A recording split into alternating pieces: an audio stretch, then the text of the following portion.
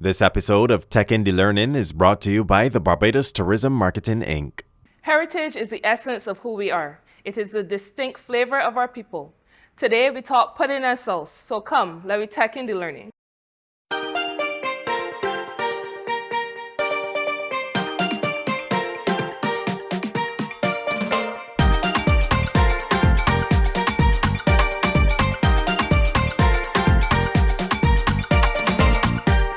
Hello, I'm Carl Watson, retired senior lecturer in history and archaeology at the University of the West Indies. I'm Zoena Perry-Willett. I'm a lover of Barbadian heritage and an eternal student. And because he has given me permission, I'm going to call you Carl. And Carl and I are talking about one of my favorite things in the whole world, pudding and sauce. Carl, can you give me a little bit of the history of pudding and sauce? Well, it'll be my pleasure. Pudding and Souse is also one of my favorites. Not so much the features, but I love my pudding. Black pudding with a little bit of pig blood in it. Oh, some people don't like pudding. some people don't like that, but I think, as to quote Mr. Bino, it's proper pork and proper pudding. I will say this first of all, to set the scene, that pork, pigs, have been part of our background, or agricultural culture for hundreds of years. Yeah. And in fact, in the 18th century, Barbados pork was regarded as the best pork in the Eastern Caribbean. And if I go back to earliest settlement, it is rumored that the Spaniards and Portuguese had actually left pigs on the island that ran wild, and when the first settlers came here, they found a ready source of meat. In excavations in Bridgetown, I've recovered big curling tusk Wow. of boars that were either shot or, in the area around Jubilee Gardens. I came across a document in the Vestry Minutes where 2 sharpshooters were hired to go and shoot wild pigs that were frightening the townspeople in the area. So that's just a long-winded way of saying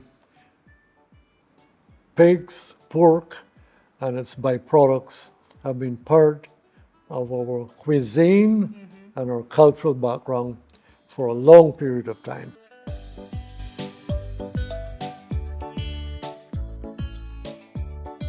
Pudding and Souse, I know, has been interpreted as being sort of the poor man's food, that you couldn't get the best cuts of the pork, so that when the head was discarded, or the trotters or whatever, the Bajan term, the features were discarded, that those people who really had not enough funds to buy a good pork loin or make good pork cutters or whatever, they made use of what they had. But there may be a little bit of truth in that, but I don't think that's the entire story, because I think that the tradition of pudding and souse cuts across race and class in Barbados, and all Barbadians love their pudding and souse. Now, when did pudding and souse emerge? When did people start eating pudding and souse? Pudding and souse is, again, I repeat, nothing that is new. It's not an invention of the 20th century, not even the 19th century. And so where did it originate from? We're, again, going back to this point of culture being vibrant and culture borrowing from various parts of the world, etc. In Scotland and in Northern England, they eat variants of pudding and souse, We think of pudding and souse in Barbados as being exclusively Barbadian. We do, yeah. But there are variants of it within the Caribbean, and there are variants of it and throughout Europe. In France, you have the boudin. You go to Martinique, Guadeloupe, you can eat, it's a version of our pudding, you know. Same thing, you know, pig's intestine is stuffed, tied off, and there you have it. I mean, sausages evolved from that sort of culinary adaptation. So, although we can claim and feel very nationalistic and very proud about our pudding and souse, we do recognize that other people in other parts of the world have adopted and have used parts of the pig normally would not be regarded like as the best cut, etc. But we have creolized it, we have tropicalized it, because, for example, in Europe, you might use English potatoes, Irish potatoes, as your major source of the filling for the pudding. Here, we use sweet potato, you know, and that's a tropical crop. So we have put our stamp on it, and indubitably, pudding and souse is part of the Barbadian identity and the Barbadian heritage. What I haven't noticed is that within, particularly with the young in Barbados, we know we can go to a plethora of restaurants. We have a wide range of international restaurants. We can eat sushi one day and go on to an Italian restaurant, go and eat Chinese. And, you know, when I was a child growing up in Barbados, there were no Chinese restaurants on the island. Now there are a whole range of Chinese restaurants and other types of international cuisine. So I can understand where particularly the younger group of Barbadians want to experiment, and anything that's too traditional, too rooted in the past, well, they don't want to try that. They want to be daring and try something new and what have you. Do you think that phenomenon of moving away from those traditional meals such as pudding and souse is a reason why souse itself has kind of been rebranded to souse on a Saturday? That kind of mentality. So now instead of eating it as, say, an after school meal during the weekday, we now only seem to relegate souse to being on Saturdays. Well, yes. I mean, there is this now indubitable association between Saturday and a Saturday meal, and it's Barbadian tradition now, and we create traditions very quickly. Huh? It's Barbadian tradition now to go and have pudding and souse on a Saturday, and various people swear by place A versus place B, because they make a much better souse, and then things like relatively recent additives. I don't recall as a child having pickled breadfruit with my souse, for example. But nowadays, I think again, because we have a whole new range of chefs who've been trained and who are into experimenting and so on, other additives are coming in, and so pickled breadfruit now is a standard aspect or part of the whole gamut of the pudding and souse experiment or experience. I want to talk about those experiments. As a historian, in your opinion, when does souse stop being souse?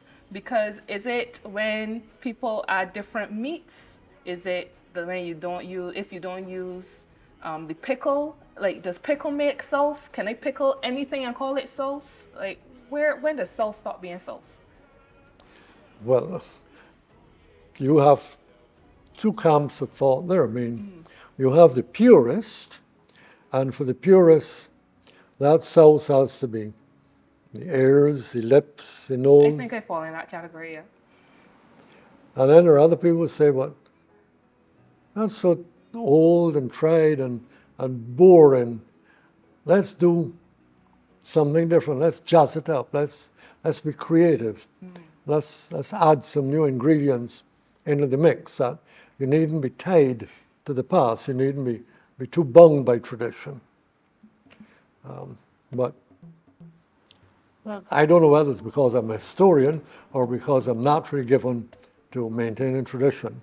But I am a respecter of traditions, and I do like to follow tradition, you know. So you're a tongue, ear, trotters kind of sauce person. But largely to look at, if I have a bowl of pudding and sauce, I mean, to begin with, if I order pudding and sauce, I'm going to order lean meat. Oh, Carl. Oh, you mean I've fallen in your estimation now? Just a little. Oh my God. I'm actually discovering through doing this show that there's quite a number of people who prefer lean meat. So I think I might be becoming a minority in this regard. I'm devastated. You've destroyed my ego. I'm going to have to hand in my Barbadian passport now. Only for a couple of days on suspension.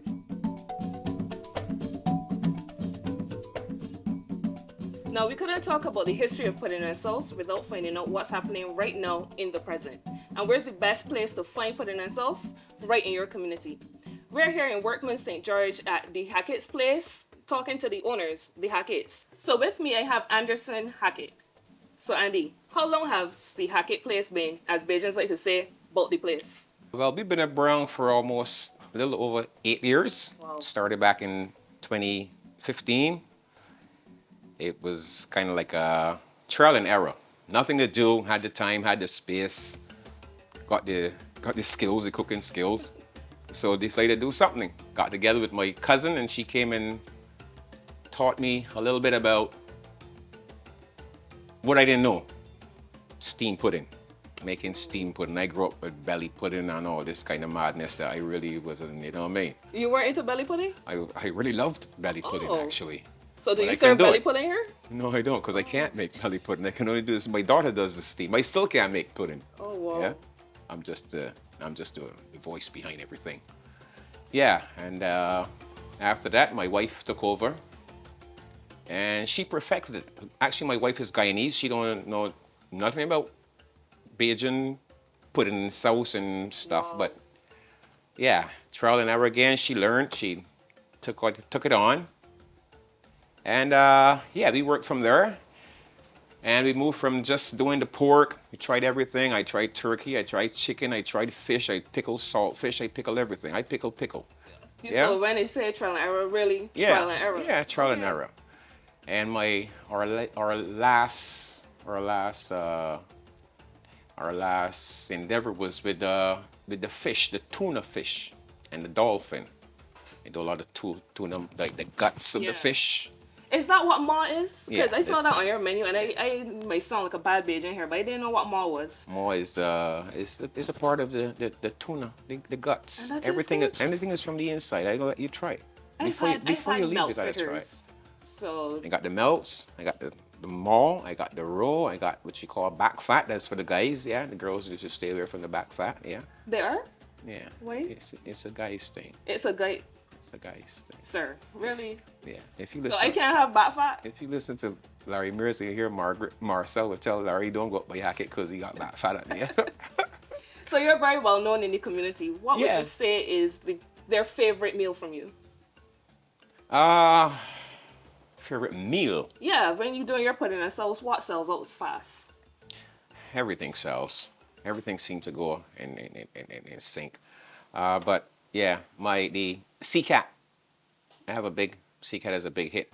Yeah. So for tourists that may not be familiar with the Barbadian parlance, what is sea cat? Sea cat is a little small little octopus. Oh, That's the best way to just describe sea cat. Would be a baby octopus. So I'm going to ask you a question that most Bajans are going to ask you. How a man in St. George has so much fish on his menu? I got a lot of fishermen friends. Oh, you got a lot of fishermen friends. So it's really I'm part a of community. I'm part of fisher involvement. folks. I'm part of fisher folks. I have a lot of deep sea fishermen that focus mostly on the yellowfin tuna, which we export a lot of it. So I get what people don't want, and I put that to use. So that would be considered to be very innovative. And I know you said it was a trial and error, but you seem fairly settled now on this menu. Oh yeah.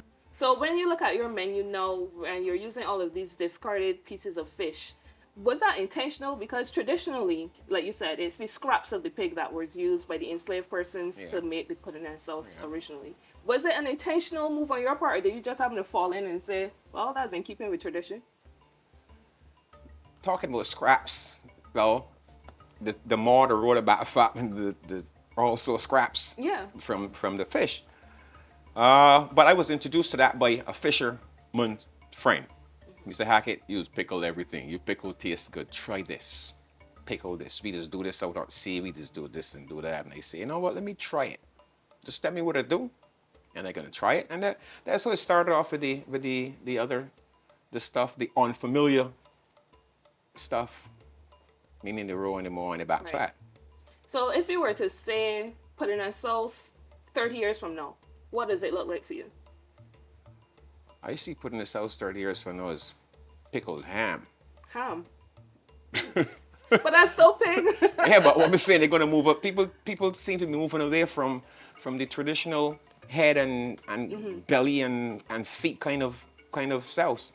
I get more calls for wanting lean. I have customers that call. They don't want to say they want lean. They ask you, "Are you doing head?" Once they say no, they say, "Okay, good."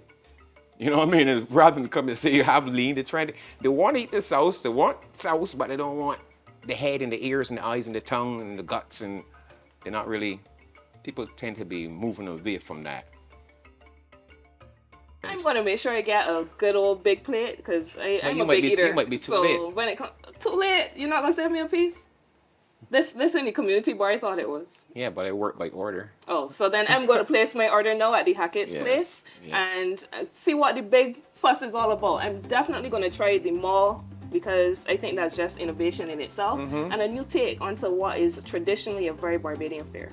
So thanks for talking to us.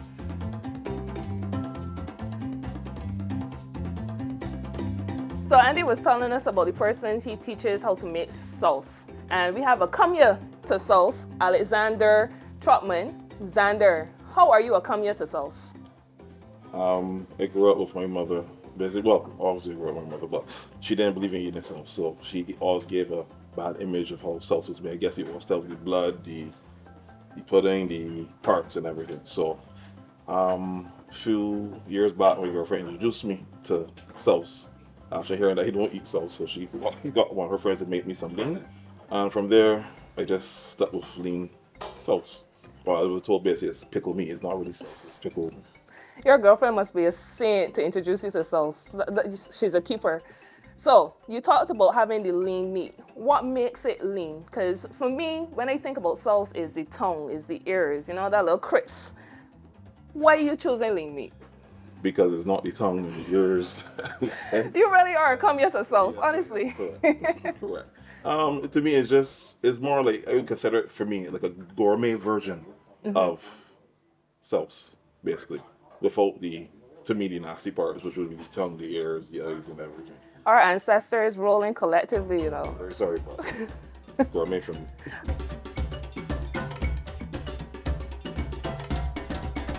When you first tasted sauce, after having that image of it in your head where it's made with the blood, all these nasty parts, what was the defining moment, was like the aha moment, sauce for you? I was like, I'm really missing all of this here. This is what I was missing out on. So I kind of blame my mother for it. Mom, I still love you, but I still blame you for not letting me have the fun of the things in life. But I will not be eating the other parts of sauce. Okay. I am very fascinated by the concept of tasting sauce for the first time as an adult. Because growing up as a Barbadian child, it's run of the mill. Every Saturday without fail, pudding and sauce. I'm not Bajan, I'm Canadian. Ah. I grew up in Canada, came here as 11.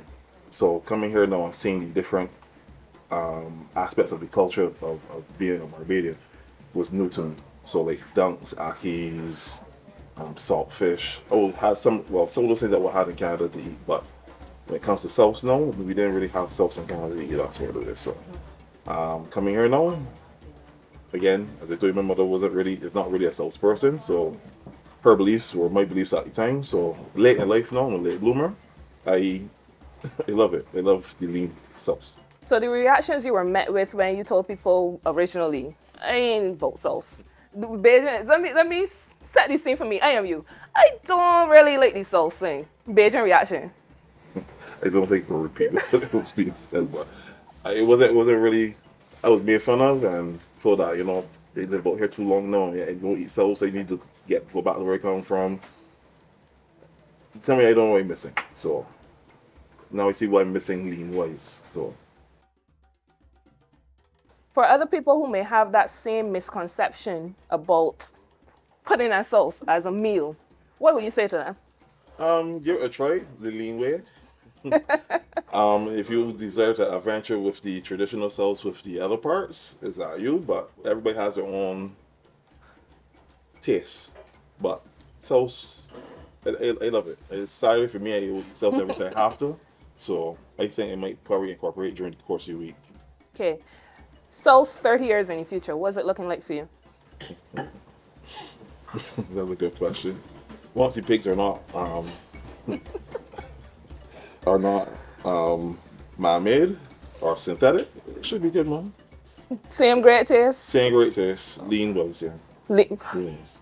You want this lean thing, I will convert you one of these days to the real pudding and sauce Wish experience. you the best of luck with that one. Take it one time at a time. So that's it. And come here to the Soulsing field. And it's been a great time talking to you, Alex. Thank you very much. Thank you. Let's enjoy some more sauce.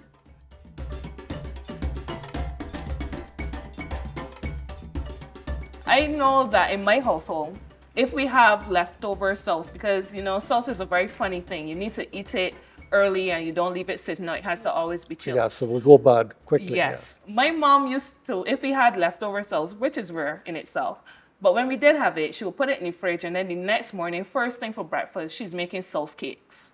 Is that an adaptation that is historically found to have sauce cakes and sauce and make like fish cakes but with sauce out of it? Well, no, you just mentioned one word that is key to what we're discussing, and that word is fridge. And I come from a pre-fridge generation. You're much younger than I am, and for you, a fridge is an everyday essential part of life. And you couldn't imagine life without a fridge. But have you ever used a Connery jar? No. Do you know what a Connery jar I've is? seen them in the museum. You've seen them I in don't the think I've ever museum. seen one in person in someone's home. Okay. Well, let me ask you something else. Have you ever drunk water from a monkey jar, a real monkey jar? No. I feel like I'm losing some esteem now. See, now you're culturally bereft. You're culturally challenged. I've lived in a household where, and gone to other households where Connery jars were part and parcel, and meat. There was no way of preserving different types of meat, except you had to heavily salt them or pickle them, and the Connery jar was the utensil or vessel of choice for doing this. Just as if you wanted a cool drink of water, the best thing to do was to fill your monkey jar with water, put it on the window so the cool breeze can blow, and it'll cool down the water, and then you can drink from it. I mean, as a child, I've many times had drinks of cool water from monkey jars, Right. which were part and parcel of Barbadian households, because when I was a child, very few Barbadians had fridges. First of all, when I was a child, electricity hadn't gone over the entire island to begin with. There were many areas in the country that had no electricity. I'm talking about the late 40s now. So that things have changed, and things that we take for granted today were really unattainable 70 years ago. I feel almost as if I've been privileged to live through two worlds, the world that has vanished and a brave new world that's evolving today. That I don't even feel, I feel like a voyeur looking on because things have changed so much and so radically. So now but we get back to the topic of pudding and souse. So What do will you? your grandchildren be eating pudding and I souse? was just about. To I don't ask know. you. I honestly can't give you an answer to that. I think that the way food technology is evolving, it's very likely we will have a reconstituted pudding and sauce where you just add water and pop it in the microwave and boom, you get pudding and sauce ready to go and eat in one bite. Well, let me ask you this. How many people do they stand up with a cuckoo stick and stir cuckoo? You know, most people do their cuckoo in a microwave. Yeah, that blows my mind. Yeah. It really does. Because when you think of cuckoo without a cuckoo stick, it's almost unimaginable, to be honest. Well, I'm sure a lot of households in Barbados today no longer have a cuckoo stick. Yeah. I'm sure many behinds are thankful for that. So as we explore this tech and learning, I want to ask you one last thing about your pudding and sauce experience, so to speak. Are you a person who will slice and fry pudding the day after? Just to refresh the pudding as opposed to putting it in a microwave. Have you ever tried that? I like my pudding so much that when I get it, I eat it all one time. Oh, so there's no leftovers for you. I'm a pudding gourmand. In and out, one time. To use a old-fashioned Barbadian term, in Rhinebeach, I would say, I just yam my pudding. And I think that's the only way to eat pudding and sauce.